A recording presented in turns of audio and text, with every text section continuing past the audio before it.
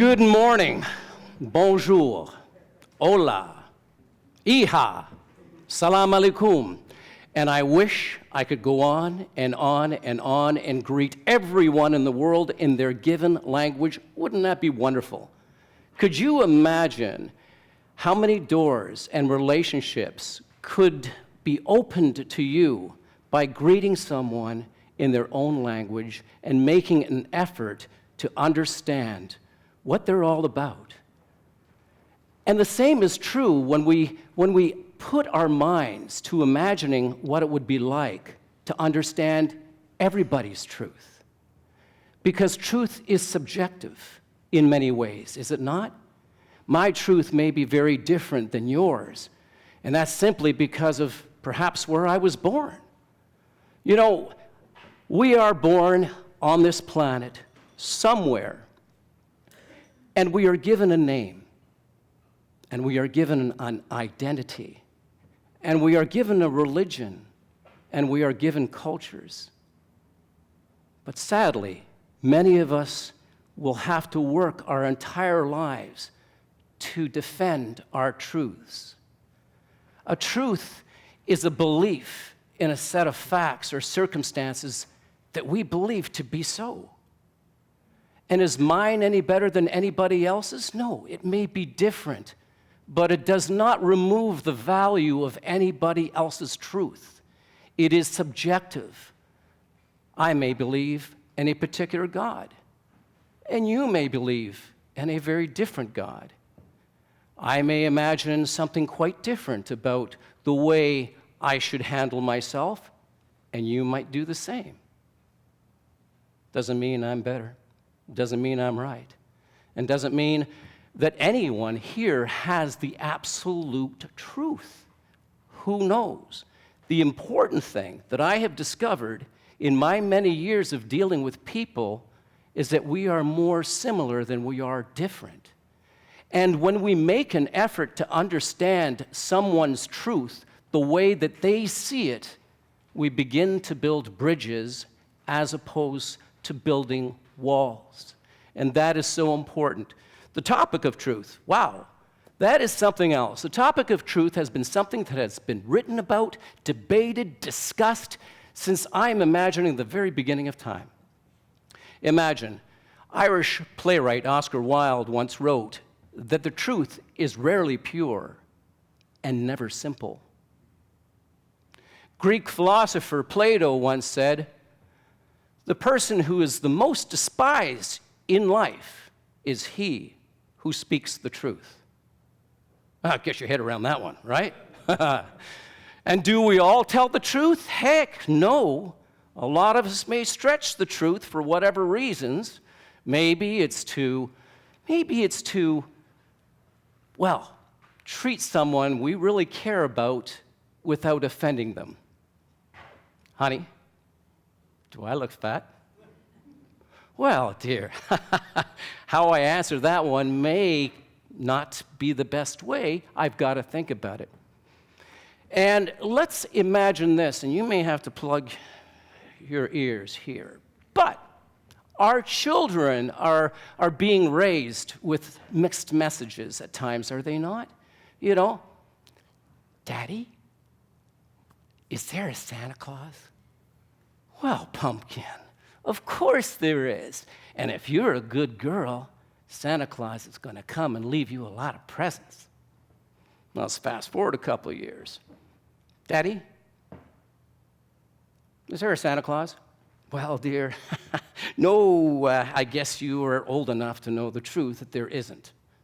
So I guess that means the Easter Bunny is out of the question, and the Tooth Fairy, I can't believe in them anymore either. So we are giving our children often very mixed messages. But why do people give that? Well, in as far as some things, it's customary. You know, there's a little story to try to get people to behave in a certain way. So we'll make up this story, and as they grow up, we'll disclose the truth to them. It may be that. Oftentimes, I have seen people stretch the truth, tell outright lies for profit, gain, or out of fear. because they are afraid that if they say something, it may jeopardize their life or the life of others. So we all know that sometimes stretching the truth or downright lying happens, but it happens for a reason that most people will justify afterwards. And again, the truth and lies is subject to the way we choose to use it. But it does exist. Our ancestors did us a great service when they began to use sounds to create words, didn't they? You know, I imagine the first few sounds and first few words that were uttered were things like danger, wolf, food, mine, yours. And over the years, we've created sentences. And these sentences, this language, has allowed us to build so many wonderful things, a social structure. We've built economics, we've built governments, we've built all kinds of things through the use of language. It's an amazing thing. We've used it to describe the way that we see our world through our eyes. And it's a beautiful thing. But we also used it to turn things around and to outright hurt other people.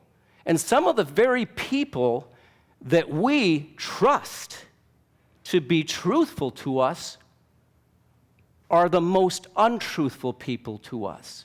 Some of our elected officials, for example, some of our scientists, the food industry, the news, for goodness sake, false news. And is false news something new? It is not. Apparently, and I don't know if this is true, but one of the first recordings of false news was Cleopatra. Cleopatra apparently spread the news that she had been killed, and Michael Anthony, or whatever his name is, you know, hearing this news and being so much in love with her, put a dagger into himself to kill himself because of that sad news, and ended up dying in her arms. So false news is not new.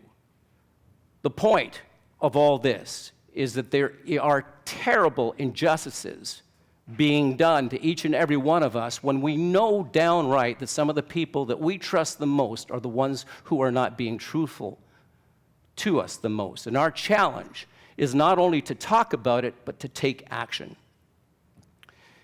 So the truth is something that we ought to question, always.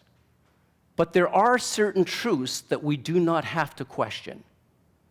There are certain truths that we can share, and they will apply to each and every one of us, but we have to say what they are. So I'm here to talk to you about negotiations and how a shared understanding of the truth can help you not only achieve what you want, but make the world a better place. What is that?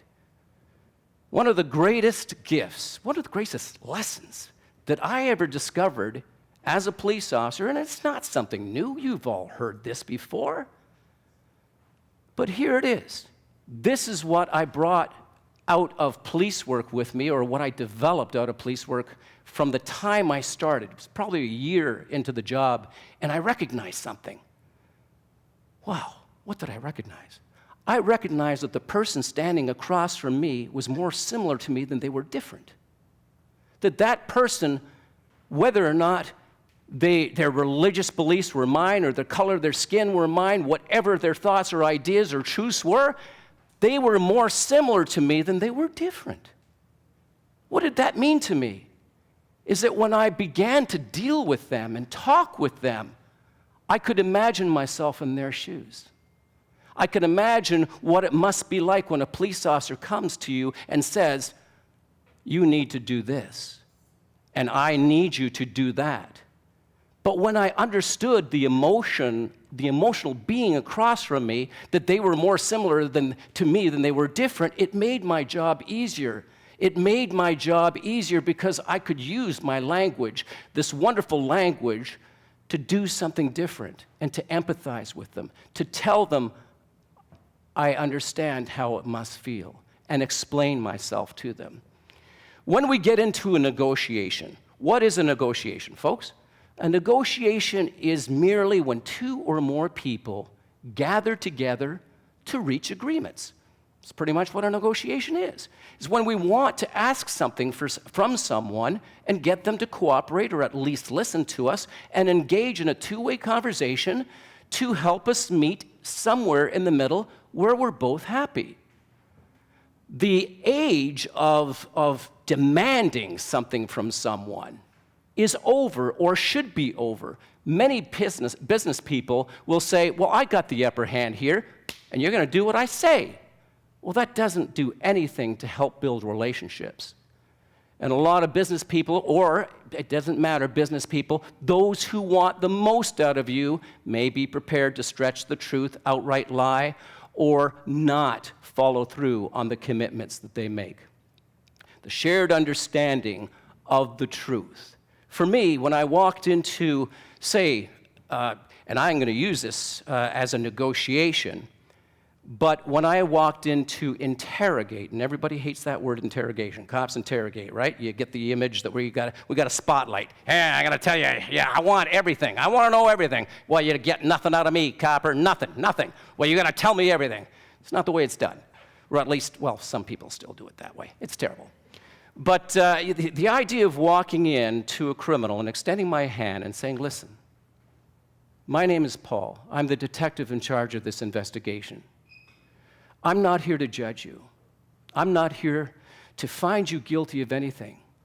I'm only after the truth. And I promise you that I will treat you with dignity and respect. And I would appreciate that you treat me with dignity and respect in return. Now let's just talk.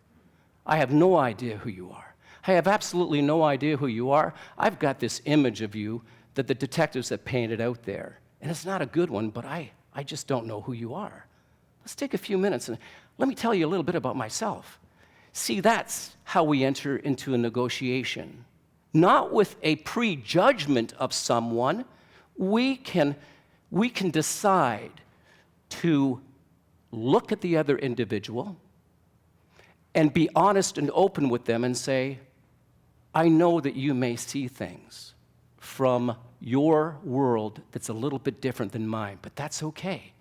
Because right now, together, let's share a truth that we are each going to work together to see if we can create something together, that we can agree on something that will be mutually satisfying. And when we take that approach, we build relationships that are lasting. And how does that change the world? When we begin to treat each other honestly and openly and ask them for the same in return, it leaves a seed in their minds that they were treated well. And they're going to leave and they're going to share that with someone else. And then that person is going to say, wow, I haven't been treated that way in a long time. And they're going to do the same with everybody else. So here is my commitment, or more, my commitment to the world is that I want to make it a better place. And I hope that it is your commitment as well. And what I would like you to be challenged to do is that the next time you enter into a negotiation, you recognize that the person you're negotiating with is more similar than they are different to you, and that you take the time to understand their truths without judging them, and then you work together to make this world a better place. Thank you.